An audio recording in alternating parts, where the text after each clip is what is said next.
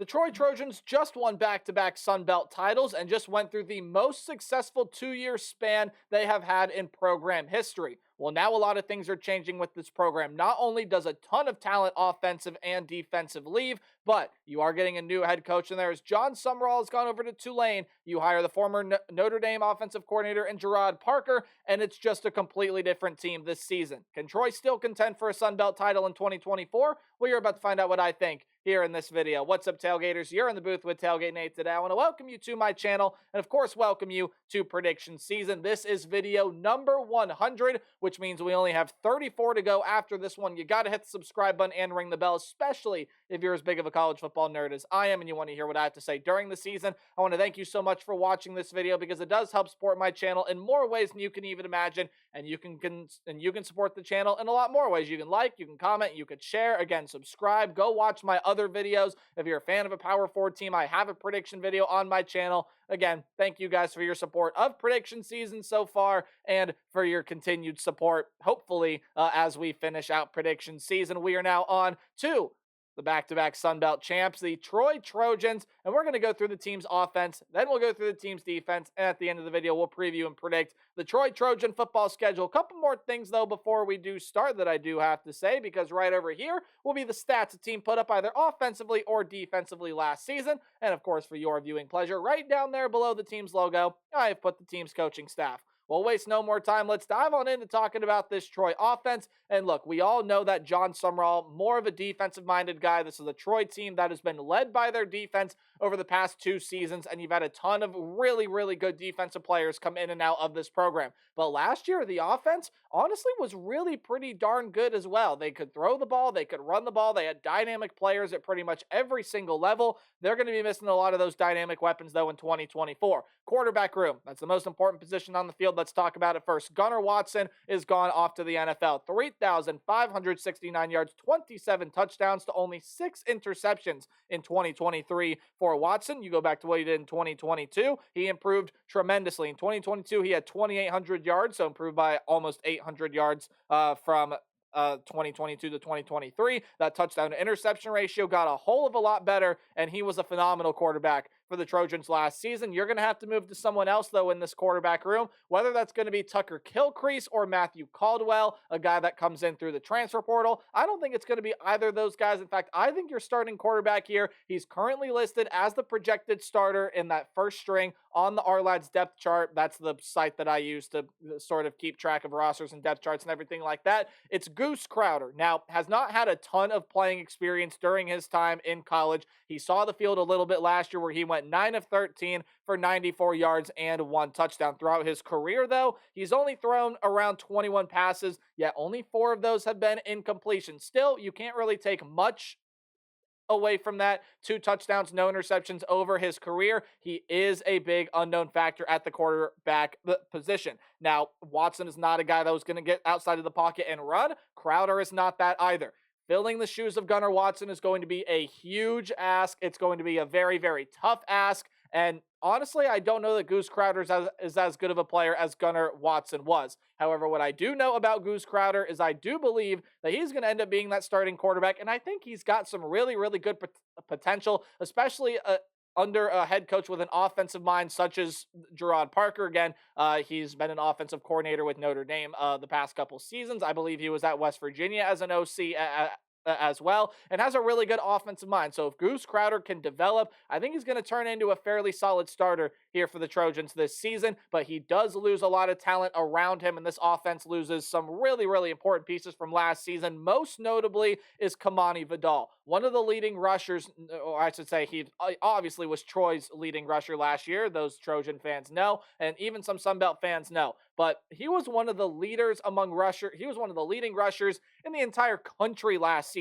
1,661 yards, 14 touchdowns on nearly 300 carries. They loved Kamani Vidal. I loved Kamani Vidal, and you'll now see him playing on Sundays. And Asa Martin, team's 3rd leading rusher, has entered, or no, I shouldn't say entered the transfer portal. I'm taking a look at the right-hand column too early.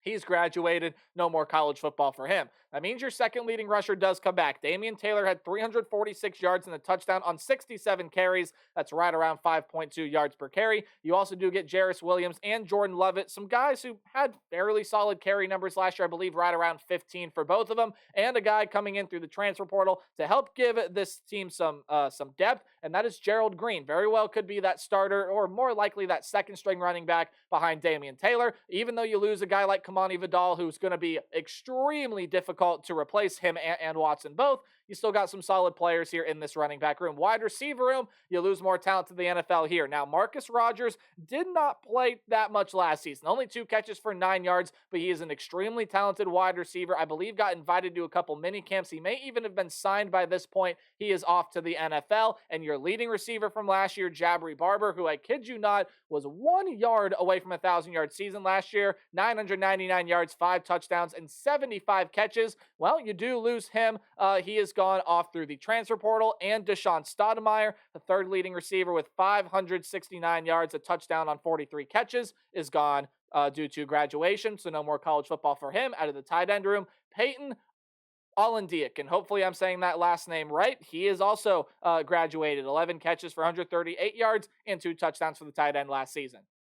Apologies for the pause. I just wanted to fix some formatting things there. Hey, when you talk about talent that's coming back in this wide receiver room, you're going to have to fill a big hole at quarterback, a big hole at running back. And yes, some guys are going to have to step up in place of guys like Rodgers and Barber. Again, I know Rodgers only had 2 catches last season, but Chris Lewis is going to be that lead wide receiver this year. He had 735 yards on only 32 catches. Both of those should increase this upcoming season, and 10 touchdowns last year, which again, Jabari Barber had 5 last year. So he more than doubled anyone else on the team, leading the team. That's a huge get back for this Troy offense. Devontae Ross is back. He had over 400 yards on 40 catches and 3 touchdowns last season. Peyton Higgins is back. Landon Parker is back, as I add the A there in Parker. And you do get a guy coming over through the transfer portal as well, and Zarai Beeson, who is transferring, I believe, from a JUCO community college realm. I'll fact check that here. Yes, Hutchinson Community College, and was also formerly an Oregon State Beaver there as well. When you take a look at the tight end room, well, again, with Olendiak gone, you're going to have to look to some other tight ends. However, he was not the leading receiver among tight ends last season. That was Ethan Connor, 168 yards on 16 catches, 4 touchdowns last year. Brody Dalton and Fabian Rogosh also returned to the tight end room as well. Now, on the offensive line, this is just where you lose a ton of talent off an offensive line that, look, helped the run game be as successful as it was last season. Maybe could have been a little bit better at times, but overall was really darn good in run blocking. Pass protection could have gotten a lot better. You lose Grant Betts due to graduation, and Derek Grant, Blake Austin, Elijah Philippi, and Jeremiah Frazier are all gone through the transfer portal. So what does that mean? Well, here's who's coming back. Eli Russ, Daniel King, Tavon Matthews, and Bo Stanley all return, while you get guys like Zach Bowden and Zarian Hudson. A couple other names you could throw here, both returners and guys through the portal, but those latter 2 names through the portal. Those combination 6 guys should be your starting offensive line this season. So overall, when you talk about this offense, it's hard not to see it taking a step back when you just look at the pure talent. Yet, you do have an offensive-minded head coach coming in here in Gerard Parker. If his system can work out, this offense, I don't know if it's going to be quite where it was last year, just because you lost a ton of really good talent. Gunnar Watson is gone, and Goose Crowder, or whoever else happens to play at quarterback, is unproven. Kamani Vidal are some big shoes to fill, and losing a guy as talented as Jabari Barber is just hard enough to replace. The offensive line loses a lot of pieces. There's got to be a lot of pieces that fit in just right. But overall, I think if this offense can get everything figured out, you got Chris Lewis back, Damian Taylor, Gerald Green will still be good. I think Goose Crowder has some pretty good upside. If the offensive line can improve from where it was last year, maybe even stay the same just because of all the talent they lost, you could still be looking at a pretty solid offense out of the Sun Belt. But again, as I said a little bit ago here in this video, the defense is what has led Troy over the past 2 seasons, and it has been just absolutely remarkable. Remarkable? That's not a word. It has been and just, I mean, the stats go ahead and speak for themselves. Barely over 300 yards per game, 17 points per game, one of the best defenses in the Sun Belt Conference over the past 2 seasons. And I mean, you look at the boatload of talent it loses off of last year's team. We're going to go through names here really, really quickly. A couple guys to the NFL off the defensive line, most notably is Javon Solomon, an edge rusher, 55 tackles. And no, this number I'm not making up, 16 sacks from last season, deservedly so. He'll go play in the league, as well as his teammate Buda Jones, however you pronounce that first name. Richard Jabuner has graduated. No more college football for him. He was second on the team, but still had double-digit sacks last year with 10 of them. You also are losing A.J. Pierce, who has graduated as well. And a ton of guys leave through the portal. T.J. Jackson was a really important piece that had 3.5 sacks last season. Zach Edwards, Stephen Catledge, Deshaun Batiste. And you could list, I think, a couple other names here, but these are all the notable contributors that are leaving off the defensive line. And let me tell you, it is just a ton of really, really good talent. So what do they have coming back? Well, you're definitely going to have to fill some holes here. And a lot of guys that were maybe third, even some fourth stringers from last year are going to have to play starting minutes. Luis Medina, Raymond Cutts, Philip Lee, Julian Pederson, however you pronounce that last name, Malachi Pagis, and Eric Shaw come back, while Jamal Williams enters in through the transfer portal. He's going to fit in really nicely with this defensive line, but again, it's a lot of guys stepping into major roles that they didn't really get to play last season. Linebacker room, you do lose Jaden McDonald. He's off through the transfer portal. You take a look at his stats. Well, he was the leading tackler of this team, 75 tackles, 1 sack from last season. Other than that, though, I mean, yes, this defense loses a lot of talent, but you do get a lot back in this linebacker room. Jordan Stringer had 68 tackles last season. He was third on the team. Terry Thomas and TJ Thompson also had some really good production for this defense last season, and you get a ton of guys in through the transfer portal as well. Brendan Jackson, Jordan Perry, and Devin Lafayette are all in here to this linebacker room. And by the way, I did include the spear position as linebackers here.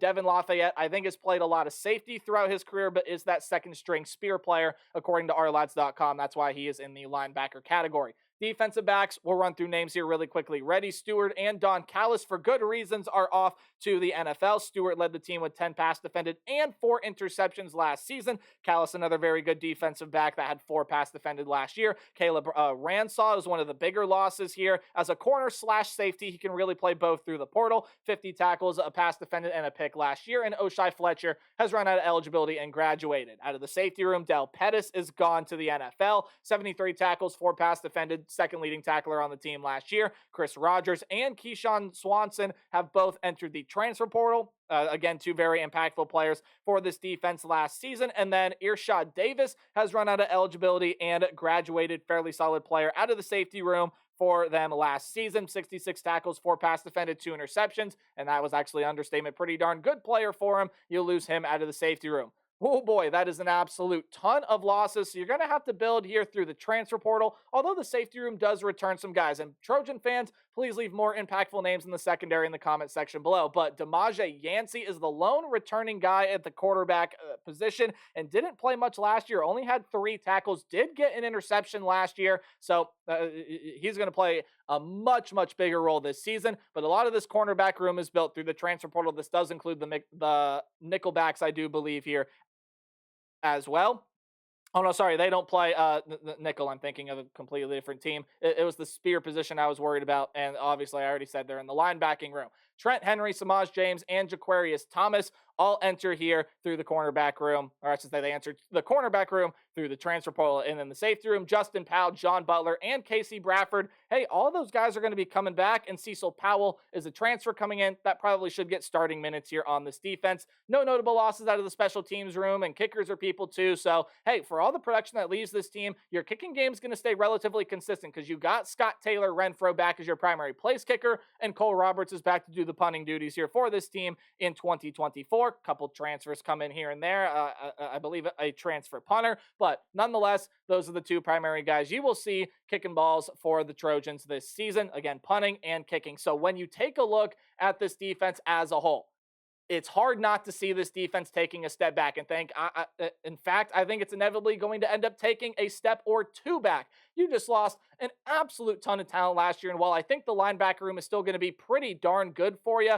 it's hard to see this defense just not getting worse from where it was. Now, I know that that's a pretty harsh term, but you lost a ton of talent from last year. You get a defensive-minded head coach leaving, an offensive-minded head coach coming in. And the only thing that Trojans fans, I think, can think right now is, well, a lot of those philosophies that that this team and these players that are returning kind of developed under John Summerall should carry over here, right? We'll hope that's the case for the Trojans here in 2024. But now it's time to take a look at their football schedule. Any game at home is going to be underlined. Well, any game on the road is in italics or that slanted text. Any game you see in green is a game that I think the Trojans are going to win fairly easily. Well, any game in yellow is a close competitive game, but the Trojans are still going to be able to pull out the win, and any game in red is a loss. We're going to skim through the non-conference here really quickly because I think it's pretty easy to predict. You got a home game against Nevada, should be able to win that one. The Wolfpack team that's still trying to rebuild, and while they may see some fairly solid improvements this season, they're not going to compete with Troy here. I still think this defense is going to be good. They got some good offensive players with good offensive potential, and Troy's going to be able to win that game there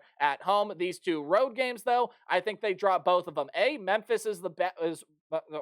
You could argue probably the best team in the American Athletic and one of the best in the group of five realms. Seth Hennigan is back. There's a lot of speed offensively and defensively, and Memphis is going to be a supremely talented team compared to what you see here with Troy this season. With all Troy lost, Memphis is much better. They get that game in Memphis, Tennessee, and it's a loss for the Troy Trojans. They will also be losing to the Iowa Hawkeyes on the road in Kinnick Stadium. Now, I know the offense is not great. Tim Lester, the new offensive coordinator. Let's see what he can do with the Iowa Hawkeye offense. But the defense is still going to be lights out. It'll be one of college football's best. That'll be enough to get him past Troy and a win in Kinnick Stadium. And then you get an FCS level program in the Florida A&M Rattlers that I think you should be able to beat there as well. So through non-conference play, I think you get some really good reps for Goose Crowder or whoever happens to be that starting quarterback for you for the Troy Trojans. I think defense is seeing their ups, seeing their downs again. I definitely don't think it's going to be as good as it has been the past couple of seasons.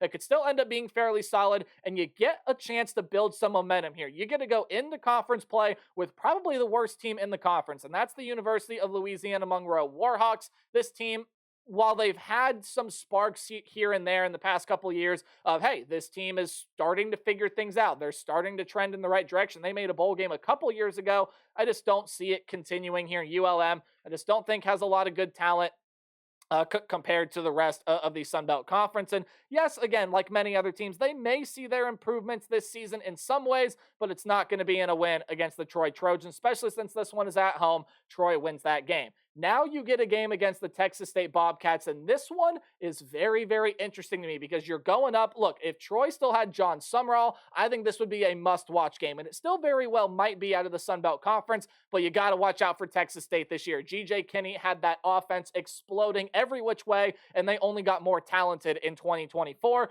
with the likes of Jordan McLeod entering from James Madison, a ton of other transfers coming from every which way to help boost up this offense that's going to be one of college football's best this season. Now, the defense does have a ton of questions. Is Troy going to have enough momentum and enough things figured out offensively to get past this Texas State defense and be able to keep up with the Texas State offense? They're going to be able to score some points here, and I think this Troy defense, especially that talent they have in the linebacker room, is going to come up big here. They got some pretty solid transfers, and overall defensively, I still think there's a lot of really good talent here. Texas State has a lot of questions defensively. It's a short week for Texas State. You got to go on the road and play Troy. I see them slipping up somewhere in conference play, and I think it's right here. I think Troy gets a big win, and it could at the end of the year prove to be that season-defining win, as now you get a bye week after that emotional win. It's a perfect place for it before a stretch where you got a couple road games here. And overall, you just have to play some really, really solid teams. I do not think these next four games, though, spoiler alert, Trojan fans, are going to go too well for you. I think you lose this road game against the South Alabama Jaguars. Troy lost a lot of talent in this defensive backfield, and South Alabama may still have one of the best wide receiver cores the Sun Belt has to offer. Now, I know they won't have Carter Bradley throwing to him anymore. He obviously is off to the NFL, but you still got some defensive pieces coming back, some defensive pieces transferring in. The offensive line should still be pretty solid. Again, the wide receiver room's got a lot of really nice talent, and I think that pass game gets through this Troy secondary again. That's not going to be as good as it was last season, and it helps South Alabama win that game at home. And Arkansas State is a loss for Troy as well. Do not sleep on the Red Wolves this season. They're going to be a pretty interesting team to try to figure out this season. Jalen Rayner is all the hype right now surrounding that program. The young quarterback last year is now entering his sophomore season, and he's going to be a really good weapon for him. You got Corey Rucker along with a lot of good wide receiver pieces coming back, and the defense, especially in the front seven, loaded up on transfers to help give it some depth. The secondary returns a lot of good production from last season. Arkansas State's going to be tough, man. That's going to be a loss there for the Troy Trojans, and the momentum does not get better here. I think you'll lose a home game against Coastal Carolina. Now, while this is a winnable game, Coastal Carolina loses some good wide receiver pieces, some really good defensive players, especially in that defensive backfield and linebacker room. Most notably, Grayson McCall is obviously transferred off to NC State, and it just feels like the Chanticleers are not going to be as good as they have been the past couple of seasons. I want to warn you, caution on that thinking. That's still going to be a really good team, and even though I don't love Tim Beck as a head coach with this program, he's still going to get his guys in really solid shape. Coastal Carolina is going to be competitive, and I think they pick up a big road win there against the Troy Trojans. And after your second and final bye week of the season, I do think you end up losing this game against the Georgia Southern Golden Eagles. Now, Georgia Southern is a team this year under Clay Helton that you also have to watch out for in the Sun Belt ranks. They are overhauling some parts of that offensive line. Dexter Williams is coming in to replace Davis Brin at the quarterback position. He's fairly unproven. It's a big mystery what they're going to give him. But again, much like South Alabama, the wide receiver room is loaded, and Georgia Southern should still be a good offense that I think will be able to gash this Troy defense. And they got a lot of good defensive pieces coming back. But Troy does win out, and they do make a bowl game. I think they get a big road win against the Louisiana Raging Cajuns. And even though that's a team I expect to take a step in the right direction this year, and overall, I expect to be a pretty solid team out of the Sun Belt Conference.